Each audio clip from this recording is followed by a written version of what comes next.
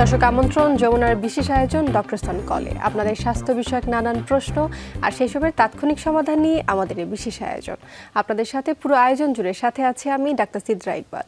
আমাদের এই আয়োজনে থাকছেন দেশবরেণ্য আর আধুনিক চিকিৎসা বিজ্ঞানের দক্ষ চিকিৎসকরা। আজ আমাদের আলোচনার বিষয় ডায়াবেটিস, তার চিকিৎসা এবং করণীয়। কথা বলবার জন্য আমাদের সাথে অতিথি হিসাবে আছেন ডায়াবেটিস মেডিসিন ও হরমোন রোগ বিশেষজ্ঞ অধ্যাপক doctor M A Mannan, Anwar Khan modern medical college ও হাসপাতাল। আমাদের বিশেষজ্ঞ চিকিৎসকের পরামর্শ পাওয়ার জন্য ফোন করুন 982405 নম্বরে। আপনাকে স্বাগত জানাচ্ছি ডক্টর সন কলে। Thank you. জি স্যার, আজ আমরা আলোচনা করব ডায়াবেটিস নিয়ে, বিশেষ করে গরমে ডায়াবেটিস। এই যে এখন যে সময়টা বেশ একটা উষ্ণতা এবং তাপমাত্রা তারতম্য হচ্ছে, প্রচণ্ড গরমের মধ্যে দিয়ে সারা বাংলাদেশের মানুষই কিন্তু একটা অস্বস্তিকর পরিবেশের মধ্যে রয়েছেন। আমরা একটু জানতে চাই, যারা ডায়াবেটিক রোগী রয়েছেন তাদের এমনিতে অনেক কমপ্লিকেশন, জটিলতা রয়েছে। তো গরমের সময় ডায়াবেটিস রোগীদের এই যে অসুবিধাগুলো, তাকে আরও বেশি বেড়ে যেতে পারে কিনা বা তার সাথে কোনো রকম কোরিলেশন আছে কিনা? জি জি, এটা একটা খুবই গুরুত্বপূর্ণ প্রশ্ন। আমি ধন্যবাদ জানাই এই যমুনা টিভির আয়োজক এবং অন্যান্য কর্মবৃন্দ সবাইকে এবং দূরের এবং কাছের দর্শকবৃন্দকে। এটা এই গরমে এত টেম্পারেচার বেড়ে গেছে যাতে মানুষের অসহ্য হয়ে গেছে অনেক বেশি। এবং আমরা সাধারণত ডায়াবেটিস যাদের অতিরিক্ত বেশি উঠানামা করে, যেমন টাইপ 1 ডায়াবেটিস, যাদের সবসময় ইনসুলিন নিতে হয়, ইনসুলিন নির্ভরশীল, তাদের সাধারণত এই গরমে যদি বাইরে যেতে হয় আমরা যাওয়ার জন্য নিষেধ করি। আর টাইপ 1 হোক আর টাইপ 2 হোক, বড়দের হোক ছোটদের হোক, এই সময় এত গরমে বাইরে গেলে হবেটা কি? হবে কি, মানে পানি শুকায় যাবে, তার সঙ্গে লবণ নষ্ট হয়ে যাবে, তারপরে ডিহাইড্রেশন হবে। অনেক সময় দেখা যায় যে তার ডিহাইড্রেশন হওয়ার পরে রক্তের ঘনত্ব বেড়ে তাকে স্ট্রোকের চান্স থাকে। স্ট্রোকের চান্স থাকে। সবচেয়ে বেশি হলো কি, তাদের এই সমস্ত গরমে আবার ঠান্ডা হঠাৎ খেয়ে তারপরে সর্দি, জ্বর, কাশি, নিউমোনিয়া এগুলো ডেভেলপ করে। তাই সুতরাং একটা তো ডায়াবেটিস আছে, তার উপর দিয়ে আবার অন্য রোগের ওটার উপর প্রভাব বিস্তার করে। সুতরাং গরমে সাধারণত ডায়াবেটিস রোগীর একটু এক্সট্রা কেয়ার নিতে হয়। এক্সট্রা কেয়ারের মধ্যে সবচেয়ে বড় হলো যে তাকে সাবধানতা বা মানে পরিমাণে পানি বেশি খাওয়া, যদি বাহিরে যেতে হয় মাথায় টুপি বা ক্যাপ বা ছাতা নিয়ে যাওয়া, এটা অবশ্যই দরকার। এবং যদি আর কখনো যদি মানে বেশি গরমের মধ্যে পড়ে যায়, তখন যদি তাকে, কিন্তু গরমের এইটা বেশি একটা তাপমাত্রা বেশি হয়ে গেলে কিন্তু তাকে ওটাকে বলা হয় হিট স্ট্রোক। তখন আমাদের ব্রেনে যে হাইপোথ্যালামাস আছে, যে টেম্পারেচার কন্ট্রোল করে, এটা কিন্তু তার মানে আর কন্ট্রোল করতে না পারে, এটা এত বেশি টেম্পারেচার হয়ে যায়, মানে 105-6 ডিগ্রি চলে যায়। তখন হয় কি, হিট স্ট্রোক ডেভেলপ করে। হিট স্ট্রোকটা হলো কি, যখন অতিরিক্ত বডির টেম্পারেচার বেড়ে যায়, শরীরের কালারটাও চেঞ্জ হয়ে যায়, বাচ্চা মানে শরীর কালার লাল হয়ে যায়। তারপরে অনেক সময় দেখা যায় যে এই হিট স্ট্রোকের ফলে রুগী মানে কনফিউজ হয়ে যায়, কমাতে চলে যেতে পারে, অনেক সময় কনভালশন হয়ে যেতে পারে। এটা এই জিনিসটা হয়। অর্থাৎ গরমে যদি বাইরে যেতেই হয় সেক্ষেত্রে অবশ্যই সাবধানতা অবলম্বন করতে হবে। আপনি যেমনটা বললেন যে একটা ছাতার সাথে নিয়ে যাওয়া যেতে পারে, পানির বোতল সাথে নিয়ে যাওয়া যেতে পারে। আরেকটা হলো ঢিলা কাপড় পরবে। আর যদি এফেক্টেড হয়েও যায় তাহলে সঙ্গে সঙ্গে তাকে মানে নিকটস্থ হাসপাতাল বা নিকটস্থ ছায়া নিয়ে আসতে হবে, গাছের নিচে নিয়ে আসতে হবে। হিট স্ট্রোকের একটা কথা বলছিলেন এবং সময়ের দাবি আমরা এই বিষয় নিয়ে আসলে একটু কথা বলি। হিট স্ট্রোক নিয়ে আমি একটু জানতে চাচ্ছি, যদি হিট স্ট্রোক হয়ে যায়, আমার সামনে কোনো ব্যক্তির হিট স্ট্রোক হয়েছে, সেক্ষেত্রে আসলে আমরা কি করতে পারি? তাৎক্ষণিকভাবে তাকে কি চিকিৎসা দেওয়া যেতে পারে? জি জি, তখনই ওনাকে সঙ্গে সঙ্গে আগে কাছে কোনো কোথাও গাছ আছে কিনা বা ছায়া আছে কিনা বা ঘর আছে কিনা সেখানে নিয়ে আসা, এবং কোনো টাইট কাপড় থাকলে সব খুলে দেওয়া, এবং বাসার আশেপাশে কোনো পানির ব্যবস্থা আছে কিনা, যেখানে হয়েছে সেখানে পানির ব্যবস্থা, তাকে একটু স্প্রে টাইপের পানি দিলে সবচেয়ে ভালো। হঠাৎ ঠান্ডা বা হঠাৎ না দিয়ে সাধারণ নর্মাল পানির স্প্রে করা বডিতে, এবং ধোঁয়ার মতো যে সমস্ত স্প্রে করা পানি দেওয়া হয়, এটা সবচেয়ে উপকারী। আর হলো কি, তাকে খাওয়ানো, পানি খাওয়ানো, শরবত খাওয়ানো, স্যালাইন খাওয়ানো, এটাও খুব দরকার। তবে সেক্ষেত্রে যদি তার ডায়াবেটিসটা বেশি হয়ে থাকে, অল্পক্ষণে ডায়াবেটিসের বেশি অত অসুবিধা করবে না, কিন্তু হিট স্ট্রোকের জন্য বিভিন্ন হার্টের যে কন্ডিশন, কিডনির কন্ডিশন, মস্তিষ্কের কন্ডিশন অল্টার হয়ে যেতে পারে। সেজন্য আমাদের হিট স্ট্রোকের চিকিৎসাটা আগে করতে হবে, অবশ্যই করতে হবে আগে। স্যার, একজন দর্শক আমাদের জন্য অপেক্ষা করছেন, ওনার প্রশ্নটি আমরা নিয়ে নিই, তারপর আমরা আবার আলোচনায় ফিরছি। দর্শক কে বলছিলেন, কোথা থেকে বলছিলেন, প্রশ্ন করুন। দর্শক দুঃখিত, আপনার সংযোগটি বিচ্ছিন্ন হয়ে গিয়েছে, আবারও চেষ্টা করুন। একজন দর্শক আমাদের সাথে কথা বলবার চেষ্টা করছেন, আশা করছি আবার উনি সংযোগটি ফিরে পাবেন। স্যার, আমরা যেটা কথা বলছিলাম হিট স্ট্রোক নিয়ে, তো হিট স্ট্রোক হয়ে গেলে তাৎক্ষণিকভাবে আসলে হচ্ছে যে করতে হবে, সেটা তো বলেন। এখন আমি একটু জানতে চাই টাইপ 2 ডায়াবেটিসের কথা একটু জানতে চাচ্ছি, যেটা আসলে জন্মগতভাবে বা জেনেটিক্যালি আসে না, পরবর্তীতে হয়তো বা সেটা না। টাইপ 2 টাই বেশি জেনেটিক্যাল। আচ্ছা, টাইপ 2 বেশি জেনেটিক্স হিসেবে বাবা মার, যদি আমি বলি যদি বাবা মার ডায়াবেটিস থাকে, প্রায় মোর দেন 70% চান্স থাকে ডায়াবেটিস হওয়ার, তার অফস্প্রিং বা তার বাচ্চা কাচ্চাদের 70% চান্স থেকে থাকে। সেই ক্ষেত্রে আসলে কি করা যায় যাতে ডায়াবেটিসটা না হয়? এটাই তো এখানেই সবচেয়ে ইম্পর্টেন্ট জিনিস, যে আমাদের সেই ব্যবস্থা আছে। একটু আপনাকে ইন্টারাপ্ট করছি, দর্শক আবারও তার সংযুক্ত ফিরে পেয়েছেন, আমরা একটু ওনার প্রশ্নটি আবারও নিয়ে নিই। দর্শক কে বলছিলেন, কোথা থেকে বলছিলেন, নাম বলে প্রশ্ন করুন। আসসালামু আলাইকুম। ওয়ালাইকুম আসসালাম। আমার নাম জান্নাতুল ফেরদৌস। জি জান্নাতুল ফেরদৌস, আমরা শুনতে পাচ্ছি, আপনার প্রশ্নটি করুন। আমার ডায়াবেটিস ছিল আগে, তো ঔষধ খেতাম না, পরে ডায়াবেটিস বেড়ে যায়, ঔষধ খাওয়ার নিয়ন্ত্রণ হয় না, পরে আমি জাহাঙ্গীর স্যারের কথা শুনে ভাত খাওয়াটা বাদ দিয়ে ফেলছি। তো তাতে আমি অনেক ডায়াবেটিস এখন নাই, কিন্তু অনেক শুকায় গেছি, সেটা আমি রিকভারি করবো কিভাবে? আচ্ছা, আপনাকে অসংখ্য ধন্যবাদ জানাচ্ছি আমাদেরকে ফোন করবার জন্য এবং আপনার প্রশ্নের জন্য। উত্তরটি আমরা দেব, তবে আমাদের সাথেই থাকুন, সময় হচ্ছে একটি বিরতি। দর্শক, ডক্টরস অন কল অনুষ্ঠানের নিচ্ছি ছোট্ট একটি বিরতি, আমাদের সাথেই থাকুন।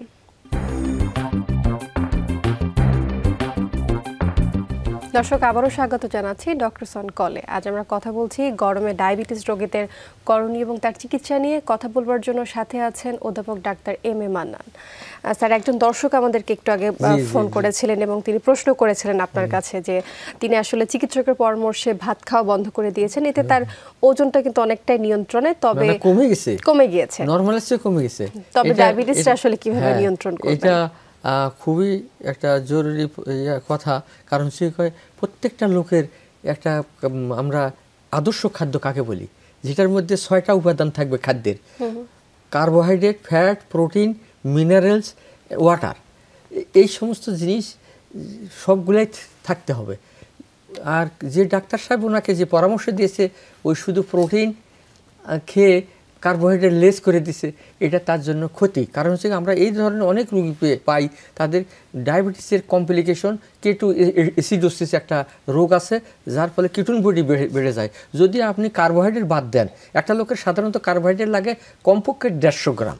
150 গ্রাম কার্বোহাইড্রেট, অর্থাৎ আমরা মনে করি যে 2 বাটি, ছোটো ছোটো 2 বাটি, 2 কাপ ভাত, এটা হলে 150 গ্রাম। এটা খেতেই হবে, না খেলে আপনার, কারণ হচ্ছে কি সুগার একমাত্র নিউট্রিশন হলো ব্রেনের, ব্রেন শরীর শুকা যাবে, ব্রেনে নিউট্রিশন পাবে না, আপনার অনেক অসুবিধা হবে। আর বিশেষ করে শুধু প্রোটিন হয় কি মেটাবলিজম হয়ে কিটোন বডি তৈরি করে, কিডনি দিয়ে পাস হয়, কিডনির উপর মানে বেশি অসুবিধা হয়, এবং তাছাড়া কিটোন বডি ডেভেলপ করে কিটো অ্যাসিডোসিস হয়ে যায়।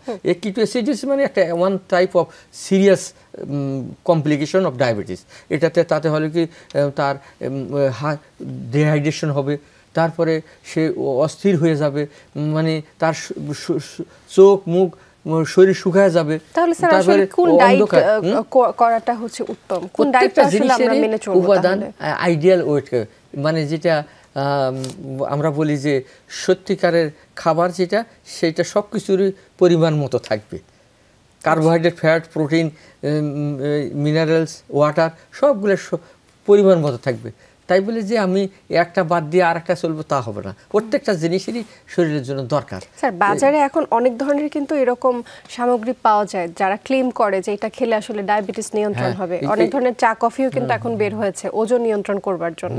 আর সেটা আসলে শরীরের জন্য কতটুকু উপযোগী? আমি একটা জিনিস বলি, যে জিনিসের সাইন্টিফিক ভ্যালু নাই, যে জিনিসের কোনো পরীক্ষিত না, এটা আপনারা করতে যাবেন না।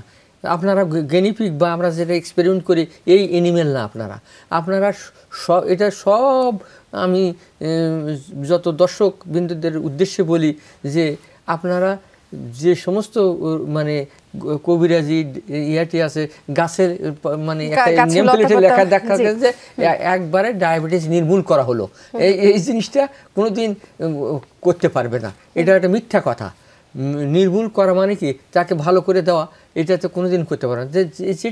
যেটা অভাব হলে একমাত্র ট্রান্সপ্লান্ট, যেমন কিডনি নষ্ট হলে কিডনি ট্রান্সপ্লান্ট করা হয়, এটা ট্রান্সপ্লান্ট করা খুব কঠিন একটা, প্যানক্রিয়াস থেকে, যেহেতু প্যানক্রিয়াস ট্রান্সপ্লান্ট করা খুব জটিল।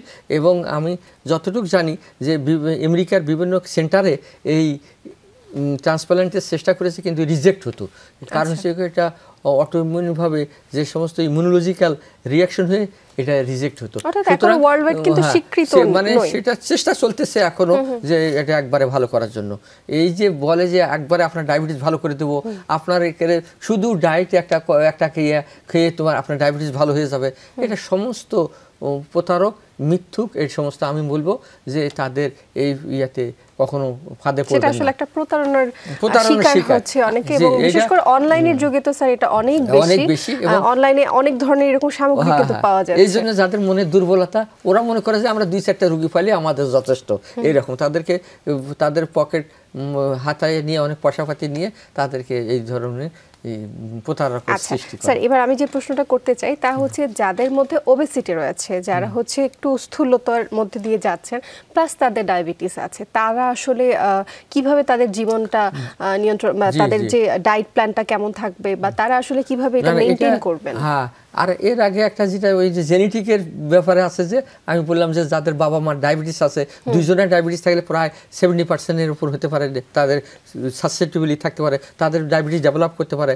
আর যদি অনলি একজনের মা বা মায়ের বা বাবার থাকে, একজনের থাকলে, তাহলে প্রায় 15% ওর হওয়ার ডায়াবেটিস, পরবর্তী জীবনে ডায়াবেটিস হওয়ার, ওই বাচ্চার ডায়াবেটিস হওয়ার চান্স থাকে। সুতরাং এইটা থেকে উত্তরণের সমাধান হলো যে আপনাকে মানে সব সময় সচেতন থাকতে হবে যে আমার ওভারওয়েট হচ্ছে কিনা, আমি বেশি খাচ্ছি কিনা, আমি ভোজন বিলাসী কিনা, আমার ওয়েট গেইন হচ্ছে কিনা, আমি সব সময় ওই অ্যাক্টিভিটি আছে কিনা, এগুলা না থাকলে তখন আপনার সাসেপ্টেবল। আমি এটা উদাহরণ দিয়ে বলি, যদি একটা আমার মনে করেন আমার ফাদার মাদারের জিন আছে আমার কাছে, ডায়াবেটিস জিন, আমি যদি ওই পরিবেশ না সৃষ্টি করি তাহলে কিন্তু আমার ডায়াবেটিস হবে না। এটা উদাহরণ দিয়ে বলি যে একটা ধানের বীজ যদি ঘরের মধ্যে বস্তাবন্দি করে রাখা যায়, বছরকে বছর রাখেন, ওটা থেকে ধানের গাছ হবে না, ওটা ওই পরিবেশ যেতে হবে। যদি সেই রৌদ্র, বৃষ্টি, কাদা, সূর্যের আলোর মধ্যে যায়, তখন ওখান থেকে গাছ হবে। এটা এইরকমই, ডায়াবেটিসটাও ঠিক এরকমই, পরিবেশ না দিলে আসলে সেটা বেড়ে উঠতে পারে না। সময় হচ্ছে আরেকটি বিরতি, তারপরে ফিরছি আলোচনায়। দর্শক, ডক্টরস অন কল অনুষ্ঠানে নিচ্ছি ছোট্ট একটি বিরতি, সাথেই থাকুন। দর্শক, আবারও স্বাগত জানাচ্ছি ডক্টরস অন কলে। আজ আমরা কথা বলছি গরমে ডায়াবেটিস নিয়ে, এবং এই বিষয়ে কথা বলবার জন্য আমাদের সাথে আছেন অধ্যাপক ডাক্তার এম.এ. মান্নান। স্যার, আমরা কথা বলছিলাম, আপনি বলছিলেন ডায়াবেটিসের জন্য আসলে আমরা নানান রকমের ডায়েট প্ল্যান কিন্তু মেনে চলছি, এবং হচ্ছে অনেক ধরনের এটার যে ভালো দিকটা রয়েছে এবং খারাপ দিকটা আসলে বেশি। স্যার, ডায়াবেটিসের ক্ষেত্রে আরও কিছু জিনিস কিন্তু হচ্ছে আমরা ব্যবহার করে থাকি, যেমন অনেকে বলেন যদি করলার জুস খালি পেটে খাওয়া হয় ডায়াবেটিস কমায়, নিম পাতা যদি খাওয়া হয় সেক্ষেত্রে কিন্তু ডায়াবেটিস কমতে পারে। এগুলো আসলে কতটুকু? আসলে এই সমস্ত আমরা অনেক রিসার্চ করার পরে যদি থাকে তাহলে খেতে পারে, কিন্তু আমরা যে একটা রস জিনিস খাচ্ছে, তারপরে নিমের পাতার রস খাচ্ছে, এই যে তিতা জিনিসের প্রায় সময় মানে ডায়াবেটিস কমায়, কিন্তু এটা সবসময় অন্য অর্গানকে ক্ষতি করে যায় কিনা এটা তো আমরা এটার কোনো রিসার্চ নাই। সুতরাং আমরা এই সমস্ত যে সমস্ত রিসার্চ ওয়ার্ক নাই, যে সমস্ত মানে এফডিএ অ্যাপ্রুভ বা ড্রাগ অ্যাডমিনিস্ট্রেশনের নির্ভরযোগ্যতা না, সেগুলো আমরা না খাওয়াই ভালো আমি মনে করি। কারণ হচ্ছে এটা আপনার ডায়াবেটিস কমালো, কিন্তু আমার কিডনি নষ্ট করে গেল কিনা। সুতরাং এই জিনিসটা আবার বাজারে যে সমস্ত যে কবিরাজি, ইয়াতে ইউনানি হামদর্দি, এই সমস্ত জিনিসগুলো আমরা যে সমস্ত সায়েন্টিফিক ভ্যালু নাই, লং টার্ম রিসার্চ নাই, অর্থাৎ যাই খাই একটু বিবেচনা করে একটু রিসার্চ করে তারপরে আমাদের আসলে খাওয়া উচিত। স্যার এবার একটু ইনসুলিন নিয়ে কথা বলতে চাচ্ছি। যারা ডায়াবেটিক রোগী আছেন তাদের ক্ষেত্রে অনেকের ইনসুলিনের ক্ষেত্রেই হচ্ছে তাদের উপকারটা বেশি হয়, তবে ইনসুলিনের নেওয়ার আগে অনেক চিন্তা ভাবনা থাকে যে ইনসুলিন একবার নেওয়া শুরু করলে কি সারা জীবন ইনসুলিন নিতে হবে কিনা, এই বিষয়টা জানতে। রোগীরা সব সময় ডাক্তারদের সাথে বাদ সৃষ্টি করে যে আমাকে স্যার আমি মরে গেলেও ইনসুলিন দেব না, তাহলে এটা তাকে বুঝাইতে হয়। সেই জন্য আমরা ডায়াবেটিস রোগীর 5টা জিনিস একটা করি, অ্যাসেসমেন্ট করি, যে তার ইয়াতে যেমন 3D চিকিৎসার হলো 3D, একটা ডিসিপ্লিন, ডায়েট, ড্রাগ এবং ইতে হলো এডুকেশন, মোটিভেশন, মনিটরিং। এই 5টা জিনিস নিয়ে আমরা পুরা টোটাল ডায়াবেটিসকে নিয়ন্ত্রিত করি। কারণ হচ্ছে মোটিভেশন করতে হবে। ওই লোকটা তো বলছে যে আমি তো ডায়াবেটিসে আমার এমনি কন্ট্রোল হবে, কিন্তু উনি তো বুঝতেছে না যে এটা একটা সাইলেন্ট কিলার ডিজিজ, নীরব ঘাতক রোগ, সঙ্গে সঙ্গে ক্ষতি করে না, আস্তে আস্তে সে সব অর্গানগুলো নষ্ট করবে। এক সময় দেখা যাবে তার কিডনি নষ্ট করে সে ডাক্তারের কাছে আসছে, তখন আর নো রিটার্ন, এই কিডনি আর ভালো হবে না। Kidney once affected forever. এটা সেই জন্য ওনাকে গুরুত্ব বুঝাইতে হবে, একটু সময় দিতে হবে ডাক্তারকে। ডাক্তারদের অনেক সময় অনেক রুগী থাকে, হয়তো অনেক ডাক্তার দিতে পারে না, কিন্তু আমি বলবো যে সবাইকে অনুরোধ করব যে ডাক্তার রুগীকে যেন এটা বুঝায় যে এটা সারা জীবনের জন্য রোগ, এটা চিকিৎসা সারা জীবন নিতে হবে, একটা কাউন্সেলিং এর প্রয়োজনীয়তা রয়েছে। অবশ্যই মোটিভেশন এই জন্য বলা হয়েছে, এডুকেশন মোটিভেশন এখন ওই চিকিৎসার সঙ্গে যোগ হয়েছে। এই যে আমরা অনুষ্ঠানের শেষ পর্যায়ে চলে এসেছি, আপনার জন্য আমি চাচ্ছি যে আমাদের দর্শকদের উদ্দেশ্যে আপনি কিছু বার্তা দেন যাতে তারা ডায়াবেটিস নিয়ন্ত্রণ কিভাবে করবেন এই বিষয়ে। আমি প্রথমেই বলবো যে ডায়াবেটিস একটা সারা জীবনের জন্য রোগ, তবে ভয়ের কিছু নাই, এটা একটা নীরব ঘাতক রোগ, আপনাকে কন্ট্রোল করতে হবে। আমরা 50% মোর দেন 50% রোগী জানি না যে আমার ভিতর ডায়াবেটিস আছে, সেই জন্য একে গুরুত্ব দিতে হবে, ওকে ধরে ওর চিকিৎসা নিয়ন্ত্রণ করে তারপরে আমাকে চিকিৎসায় আনতে হবে। আচ্ছা, সেই জন্য প্রত্যেকটা লোকের, আপনারা যে সমস্ত আপনাদের ছেলেপেলেরা আছে তাদের ওভারওয়েট হয়েছে, বসে বসে খাচ্ছে, তাদেরকে আপনার খেলাধুলার ব্যবস্থা করে দেন। তাদেরকে ওভারওয়েট হচ্ছে ফাস্টফুড থেকে আপনি বিরত রাখেন, তাদেরকে স্বাভাবিক খাবারের মধ্যে নিয়ে আসেন, তারপরে ফুড হ্যাবিটটা চেঞ্জ করান, রাত্রে জাগা নিষেধ করেন, সবসময় মোবাইল টিপা, তারপরে ল্যাপটপ টিপা, সারা রাত জাগে সকালে ঘুমায়, এই সমস্ত জিনিসটা তখনই এই অল্টার্ড স্লিপ রিদম, এটাও একটা ডায়াবেটিসের কারণ। ওভার স্ট্রেস দিবেন না। এখন ক্লাস 5-6 পড়ে হাজার এই ইয়েতে যাচ্ছে, কোচিংয়ে যাচ্ছে, যাচ্ছে, ছেলে আসে রেস্টে পাচ্ছে না, বলে আবার কোচিং। এই সমস্ত স্ট্রেস থেকে বিরত রাখেন। আপনাদের সব কিছুই মিলে, আমরা তো লেখাপড়া করছি, আগে তো এত ছিল না, এই সমস্ত অ্যাক্টিভিটি ছিল তখন। হ্যাঁ, আমরা খেলাধুলার একটা জায়গা ছিল, যদিও এখন খেলাধুলার জায়গা নাই শহর, বিশেষ করে ঢাকা শহরে। আপনার বাসায় একটা ব্যবস্থা করেন, তাদেরকে ছেলে মেয়েদেরকে সময় দেন, আমাদের যে বাচ্চা-কাচ্চা রয়েছে, জেনারেশন রয়েছে, তাদেরকে কায়িক পরিশ্রমের দিকে, হেলদি খাবার এবং কায়িক পরিশ্রমের দিকে কিন্তু আমাদের এগিয়ে নিয়ে যেতে হবে। অসংখ্য ধন্যবাদ জানাচ্ছি স্যার আপনাকে, আপনার মূল্যবান সময়। অসংখ্য ধন্যবাদ সবাইকে, দর্শকবৃন্দকে অনেক অসংখ্য ধন্যবাদ। দর্শক, এই ছিল ডক্টরস অন কলের আজকের আয়োজন। যমুনা টেলিভিশনের সাথে থাকার জন্য অসংখ্য ধন্যবাদ আপনাদের।